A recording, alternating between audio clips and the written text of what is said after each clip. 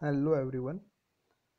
आज हम देखेंगे ए ट्रिपल ई सब्जेक्ट के अंदर यूनिट नंबर 5 जो है उसमें से एक टॉपिक बाकी है। वो ऑलमोस्ट सारे टॉपिक हमने देखे हैं, लेकिन इनिशियली जो टॉपिक है कि जो बेसिक 3 कंपोनेंट हैं हमारे, रजिस्टर, कैपेसिटर एंड इंडक्टर, उसको एल बोलते हैं, राइट।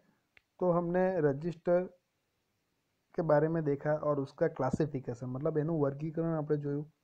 એવી જ રીતે પ્રીવિયસ બે વિડીયોની અંદર કેપેસિટર વિશે આપણે થોડું સમજ્યા અને એનું વર્ગીકરણ મીન્સ क्लासिफिकेशन ऑफ कैपेसिटर के बारे में हमने देखा। तो हमारे पास अभी जो थर्ड पैसिव कंपोनेंट है वो है इंडक्टर। तो आज हम इंडक्टर के बारे में देखेंगे। ओके, वो भी एक दो बार एग्जाम में आया हुआ है जीटीयू में। इतना इम्पोर्टेंट है नहीं, लेकिन आ भी सकता है, तो हम वन बाय उसको देख लेते हैं, राइट, वन टाइम। तो आज हम बात करेंगे इंडक्टर की। अब उसका जो सिंबल है वो ऐसा होता है, देखो इस टाइप का, और उसको डिनोटेट करते हैं इंडक्टेंस को, वो कैपिटल एल से करते हैं। अब ये है क्या, ये तो सिंबल के बारे में बताया, लेकिन उसका मेन काम क्या है वही इम्पोर्टेंट है। अभी 2 मार्क के क्वेश्चन में आए तो वही हमें लिखना पड़ेगा, और उसका ये जो इक्वेशन है वो लिखना पड़ेगा। 2 मार्क में इतना काफ़ी है। 3 या 4 मार्क्स में आए कि क्लासिफिकेशन ऑफ इंडक्टर, तो ये इंडक्टर के बारे में देखो, और ओनली क्लासिफिकेशन आया वर्गीकरण, तो बस इतना लिखो, राइट। तो हम स्टार्ट करते हैं अभी। तो ये इंडक्टर के अंदर पहला जो टॉपिक है वो लिखा है, देखो यहाँ पे सेल्फ इंडक्टेंस, मतलब ये जो कैपिटल है ना वही हमारा सेल्फ इंडक्टेंस है। अब इंडक्टेंस का काम क्या है, तो ये सिंबल अब देखें तो उसी हिसाब से हमें पता चलता है कि एक क्या है, एक कॉइल है। इंडक्टर क्या है, एक कॉइल ही है, मतलब એક તારનું ગૂંચળું છે, બરાબર છે।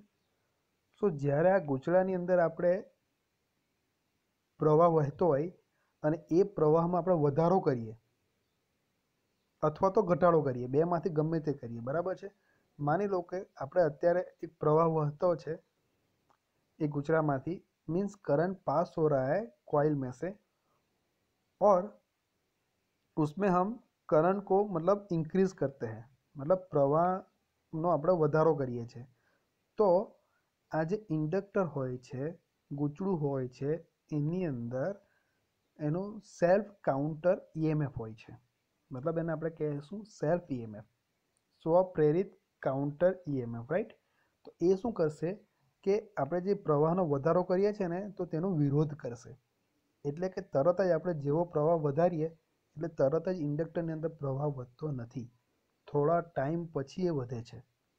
એ જ રીતે જો આપણે પ્રવાહના દરમાં ઘટાડો કરીએ તો તેનો પણ એ શું કરશે, સેલ્ફ ईएमएफ જે છે એ એનો વિરોધ કરશે, અને એકદમ અચાનક તરત જ પ્રવાહમાં ઘટાડો થતો નથી, પણ થોડા ટાઈમ પછી થાય છે, બરાબર છે। તાત્કાલિક ઘટાડો થતો નથી, એટલે કે આપણે પ્રવાહમાં વધારો કરીએ યા તો ઘટાડો કરીએ તો એકદમ તાત્કાલિક થતો નથી। કોના કારણે, તો સ્વપ્રેરિત કાઉન્ટર ईएमएफના કારણે। એ શું કરશે, એ પ્રવાહના વધારો કરવામાં અને ઘટાડો કરવામાં વિરોધ કરશે। ઓકે, સો આ જે ગુણધર્મો છે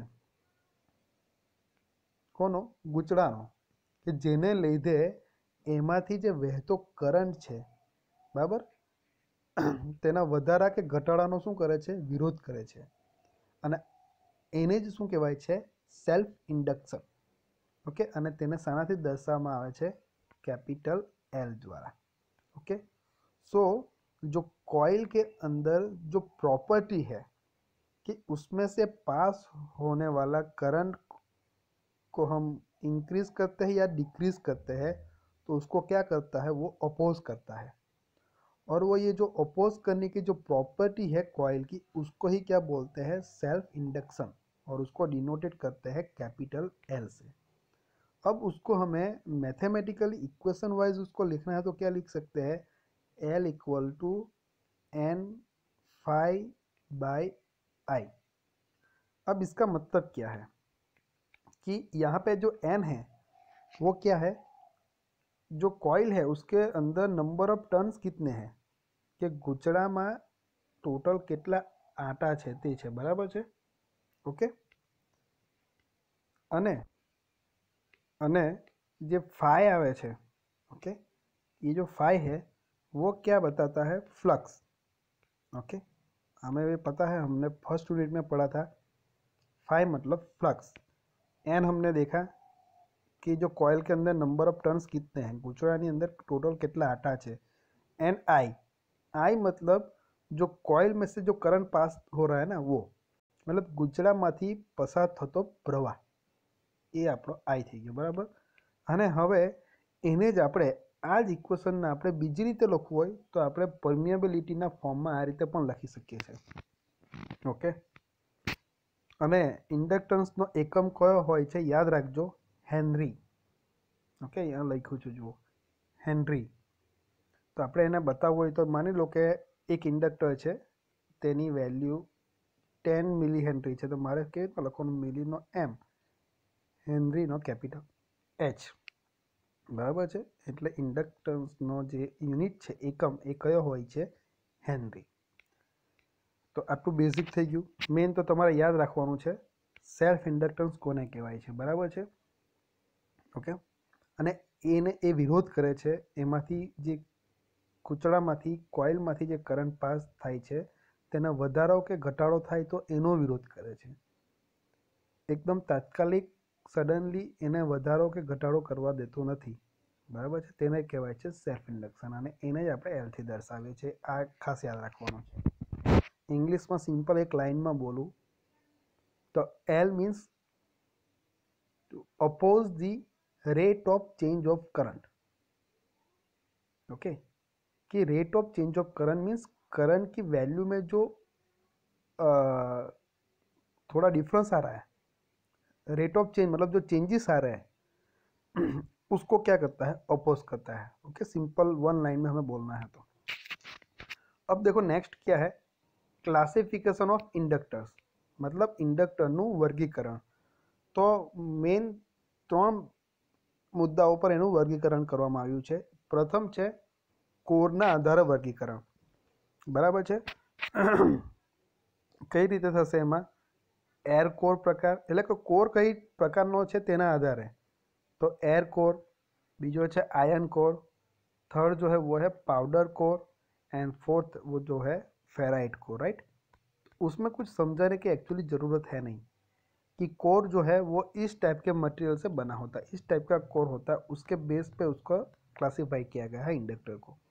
सेकंड जो है वो है क्लासिफिकेशन बेस्ड ऑन वेरिएबिलिटी, मतलब वेरिएबिलिटी ना आधारे वर्गीकरण. तो बेच है fixed inductor and variable inductor. तो उसके अंदर आप एक्स्ट्रा लाइन लिख सकते हो कि फिक्स इंडक्टर मीन्स कि उसकी वैल्यू में हम चेंज नहीं कर सकते, उसकी वैल्यू कैसी रहती है, फिक्स रहती है, उसकी वैल्यू को हम वेरी नहीं कर सकते. और यहाँ पे लिखना है तो वेरिएबल इंडक्टर में कि उसकी वैल्यू को हम चेंज कर सकते हैं, वेरी कर सकते हैं, राइट. सिमिलरली जो थर्ड है वो है classification based on the frequency on which it is used, मतलब कि जे फ्रीक्वेंसी पर उपयोग में लेवाय छे तेना आधारे वर्गीकरण. तो कયું છે, power frequency inductor, audio frequency and radio frequency, बराबर है. कई फ्रीक्वेंसी पर लेवाय छे कि भाई ऑडियो फ्रीक्वेंसी है, रेडियो फ्रीक्वेंसी है कि पावर फ्रीक्वेंसी है, एना आधारे एनुं वर्गीकरण कर्युं छे, बराबर. अहींया आप्युं छे सिंपल इंडक्टरनी रचना.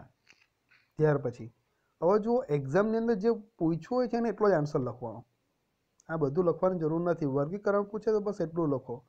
2 માર્કમાં પૂછાય ઇન્ડક્ટર વિશે તો એની ડેફિનેશન અને ઇક્વેશન લખો, બસ. આ રીતે એનું કેટલા માર્ક્સમાં પૂછાય છે એ હિસાબે લખતા આપણે શીખવાનું છે મેઇન. તો હવે આ જે છે એ વધારે પૂછાતું નથી, પરંતુ જો 7 માર્કમાં પૂછાઈ જાય તો આપણે પછી આ પણ લખવું પડે કે ઇન્ડક્ટરની રચના, मतलब एमां शुं शुं होय छे. तो 4 पार्ट होय छे, core, bobbin, winding and sealed. तो जो पहला जो कोर है उसमें बहुत टाइप के जो कोर है उसका यूज़ किया जाता है। कोर मतलब एकदम अंदर का पार्ट है ये। उसमें जो है वो आयन कोर है, वो भी दो टाइप के शेप में है। ENI टाइप के जो शेप में जो है आयन का जो लेमिनस है ना उससे बना होता है iron core. Ion powder, ferrite core, toroid, pot core और ई कोर और उससे भी और ज़्यादा एक्सेट्रा एक्सेट्रा, राइट। बहुत टाइप के जो है वो कोर आएंगे। तो एक कोर आ गया हमारा। અને સેકન્ડ જે છે એ છે બોબિન, એટલે વાઇન્ડિંગ બોબિન ઉપર વીંટાળવામાં આવે છે, બરાબર છે। એટલે કે જે આપણું કોઇલ આવે છે, જે કૂચડું જે વીંટાળે છે એ બોબિન ઉપર વીંટાળવામાં આવે છે। એ બોબિન શાનું બનેલું હોય છે? તો પ્લાસ્ટિકનું બનેલું હોય છે, અથવા તો આ જે છે ઇમ્પ્રિગ્નેટ કરેલ પેપર, ઓકે, એનું બનેલું હોય છે। તો બે પાર્ટ થઈ ગયા, કોર અને બોબિન। હવે એની ઉપર આપણે શું વીંટાળીએ છીએ? બરાબર ને, વાઇન્ડિંગ, ગૂંચળું। તો એક આવશે કન્સ્ટ્રક્શનમાં વાઇન્ડિંગ। સો વાઇન્ડિંગ શાનું બનેલું હોય છે કે સામાન્ય રીતે ઇનેમલ કોપર વાયરનું બનેલું હોય છે। ઇનેમલ કોપર વાયર મતલબ કોપર વાયર હોય છે, એની ઉપર એક આપણે કહીએ ને એક પડ ચડાવ્યું હોય છે। પડ મીન્સ એક કોટિંગ જેવું એની ઉપર હોય છે, બરાબર, કોટિંગ કરેલું। એવા કોપરના વાયરને યુઝ કરવામાં આવે છે। વાઇન્ડિંગ એક લેયર अथवा तो વધારે લેયરનું પણ હોય છે, ओके। मीन्स वाइंडिंग जो किया जाता है वो एक लेयर या एक से ज़्यादा लेयर भी होता है उसमें, और वो लेयर के बीच में जो है ना इंसुलेशन रखना पड़ता है, ओके। और वो रखा भी जाता है लेयरों वच्चे एक इंसुलेशन मीन्स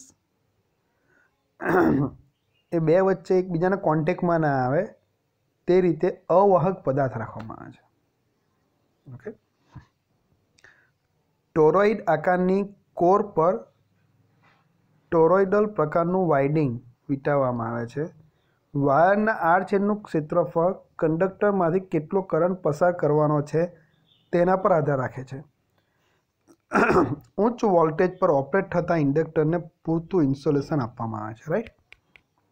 तो बेसिक है कि उसका जो हम वायर लेते हैं अभी वाइंडिंग के अंदर उसका जो एरिया जो है क्रॉस सेक्शनल एरिया वो कितना रखना है वो किस पे डिपेंड करेगा कि वो वायर में से कितना करंट पास होने वाला है उसमें डिपेंड करेगा। तो मेन तो उसके एक एप्लीकेशन पे डिपेंड कर जाता है कितना लेना है, राइट। और जो लास्ट है वो है सील्ड। तो सील्ड क्या है? एक प्रोटेक्शन सील प्रोवाइड करता है इंडक्टर को, राइट। तो यहाँ पे भी लिखा है देखो, सीलનો ઉપયોગ ઇન્ડક્ટરમાંથી બહાર પડતો ઇન્ટરફિયરન્સ તથા બહારથી ઇન્ડક્ટરમાં આવતો ડિસ્ટર્બન્સ અટકાવવા માટે થાય છે, રાइट। तो वो एंड में होता है, ये वाइंडिंग के ऊपर सील होता है। तो एक प्रोटेक्शन का अंदर से बाहर नहीं जाना देता इंटरफेरेंस, और बाहर से अंदर जो है इंडक्टर की जो कॉइल है उसको डिस्टर्बेंस नहीं हो, तो वो केयर कौन रखता है? ये सील रखता है। तो एकदम सिंपल है, यहाँ पे ज़्यादा कुछ अंडरस्टैंड करना भी जरूर नहीं है। यहाँ पे नेक्स्ट लिखा है फिक्स्ड इंडक्टर ना प्रकारों, means type of fixed inductor. तो हमने देखा कि वेरिएबिलिटी के डिपेंड पे दो टाइप के आता है, फिक्स्ड एंड वेरिएबल, राइट।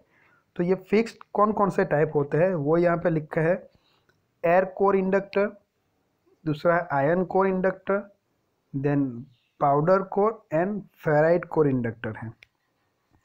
सो सभी इंडक्टर के बारे में 1 बाय 1 लिखा है, तो इतना यहाँ पे कुछ है नहीं। सभी में ये जो कोर का मटेरियल है वो डिफरेंट है, और फिक्स्ड है तो उसकी वैल्यू कैसे रहती है? फिक्स रहती है, उसको हम वेरी नहीं कर सकते। यहाँ पे लिखा भी है देखो, आ प्रकारना इंडक्टर में इंसुलेटिंग पदार्थनी पोली बुंगड़ी पर वाइंडिंग वींटाळवामां आवे छे, राइट। सो इंसुलेटिंग मटेरियल से बनी हुई जो होलो जो होता है ना टोरॉइडल टाइप का, राइट, उसके ऊपर ये जो कोर होता है उसके ऊपर वाइंडिंग जो है वो वाउंड की जाती है। उसकी वजह से क्या होता है कि उसके अंदर की जो एयर है वही एज अ कोर वो वर्क करेगी। ओके, आती हवा कोर तरीके कार्य करे छे, मतलब एज अ कोर कौन वर्क करेगा? हमारा एयर। सामान्य रीते उच्च फ्रीक्वन्सी प्रकारना इंडक्टर एयर कोर प्रकारना होय छे, राइट। सो ज़्यादा फ्रीक्वेंसी वाले जो इंडक्टर है ना वो इस टाइप के होते हैं। और ये जो है उसके लिए जो लिखा हुआ है देखो कि हाई फ्रीक्वेंसी के लिए जो इंडक्टर होते हैं वो कौन सी टाइप का होता है, तो उसके लिए देखो यहाँ पे माइक्रो हेनरी वाले वैल्यू वाले जो इंडक्टर होते हैं ना वो उसके लिए जरूरी रहते हैं हाई फ्रीक्वेंसी एप्लीकेशन के लिए, राइट। तो यहाँ पे लिखा है देखो, जरूरी इंडक्टन्स माइक्रो हेनरी में होय छे। इंडक्टन्स स्टेबल होवुं जोईए अने तेनुं सेल्फ केपेसिटन्स ओछुं होवुं जोईए, शाना माटे? हाई फ्रीक्वेंसी माटे। पछी आवे छे नेक्स्ट आयन कोर टाइपनो होय छे। तो एना उपयोग क्या थाय छे? सौ प्रथम लख्युं छे कि एनो उपयोग लो फ्रीक्वेंसी पर थाय छे। उसके अंदर क्या होना चाहिए? तो इंडक्टेंस ज़्यादा होना चाहिए और उसका जो साइज़ है वो भी बड़ी होनी चाहिए। उसका जो यूज़ है वो कहाँ पे होता है वो देखो यहाँ पे लिखा है, पावर सप्लाई में फिल्टर तरीके अने ऑडियो फ्रीक्वेंसी चॉक तरीके थाय छे। ओके, उसका यूज़ आयन कोर में सिलिकॉन स्टीलना लेमिनेशननो उपयोग थाय छे अने मोमेटलनो उपयोग पण थाय छे, राइट। सो यहाँ पे इस आयन कोर का आपको बेसिक याद रखना है कि ये कौन से मटेरियल का बना है, और वो तो पता चल जाएगा कि ये नेम पे से कि कोर आयन का बना होता है, राइट। और उसका यूज़ कहाँ पे होता है वो याद रखो शॉर्ट में। ये पाउडर कोर इंडक्टर तो आ कई फ्रीक्वेंसी माटे यूज थाय छे। तो आ इंडक्टर आयन कोर पर वपराती फ्रीक्वेंसी करता है वधारे फ्रीक्वेंसी पर उपयोग लेवामां आवे छे। એટલે કે આયન કોર લો ફ્રીક્વન્સી છે એનાથી વધારે ફ્રીક્વન્સી હોય તો આપણે પાવડર કોર ઇન્ડક્ટરનો યુઝ કરવામાં આવે છે। આમાં જે કોર છે શાનો બનેલો હોય છે? પાવડર આયનનો બનેલો હોય છે, રાઈટ, આયન પાવડરનો। તો આયન પાવડરને ઇન્સ્યુલેટિંગ બાઇન્ડર સાથે ભેળવીને તેને સળિયા આકારમાં મોલ્ડ કરવામાં આવે છે। આ પ્રકારની કોરના લીધે કોરમાં एडी करंट लॉस ओछो थाय छे। कि ये एडी करंट लॉस जो है वो हमने शायद देखा था ट्रांसफॉर्मर के अंदर और एक मोटर के अंदर भी देखा था, राइट। मोटर वाला जो टॉपिक था उसके अंदर भी। सो ये जो एडी करंट लॉस जो है वो कम हो जाता है। अब जो नेक्स्ट है वो है फेराइट कोर इंडक्टर और उसको बोलते हैं टोरॉइडल इंडक्टर। ओके, सो इस प्रकार का जो इंडक्टर है उसके अंदर जो कोर है वो कौन से शेप में होता है? टोरॉइडल शेप में होता है। ओके, और ये शेप की वजह से उसके अंदर जो फ्लक्स लीकेज का जो है फ्लक्स लीकेज की जो मात्रा है वो क्या हो जाती है? कम हो जाती है। ओके, लीकेज फ्लक्स यहाँ पे कम हो जाता है। और क्या लिखा है देखो, सोलेनाइड प्रकारना इंडक्टर थी अपाता एज इंडक्टर्सनी किंमत माटे आ प्रकारना इंडक्टरनी साइज ओछी छे। ओके, सो सोलेनाइड टाइप का जो इंडक्टर होता है वही साइज का वही वैल्यू का इंडक्टर हम ये इस टाइप का रखें तो उसकी साइज थोड़ी कम हो जाती है। ओके, सो आमा टर्न्सनी संख्या पण ओछी जोईए छे। मीन्स जो हम वाउंडिंग करते हैं तो नंबर ऑफ टर्न्स भी कितने लगते हैं? हमें कम लगते हैं, राइट। અને આનો ઉપયોગ ક્યાં લેવામાં આવે છે? તો આ પ્રકારના ઇન્ડક્ટરનો ઓડિયો અને રેડિયો ફ્રીક્વન્સી પર ઉપયોગ લેવામાં આવે છે। ઓકે, અને આનો ઉપયોગ ઓસિલેટર, વેવ ફિલ્ટર અને પાવર સપ્લાયના ફિલ્ટર તરીકે પણ થાય છે। સો એનો ઉપયોગ ક્યાં થાય છે અને એનું સિમ્પલ કન્સ્ટ્રક્શન એક એક લાઇનમાં આપણે યાદ રાખીને લખવાનું રહે છે, બરાબર। કેટલા માર્કમાં આવે છે એ રીતે આપણે એને ઓલવેઝ લખવાનું હોય છે। તો આ લાસ્ટ ટોપિક હતો આપણો 5th યુનિટનો, રાઈટ।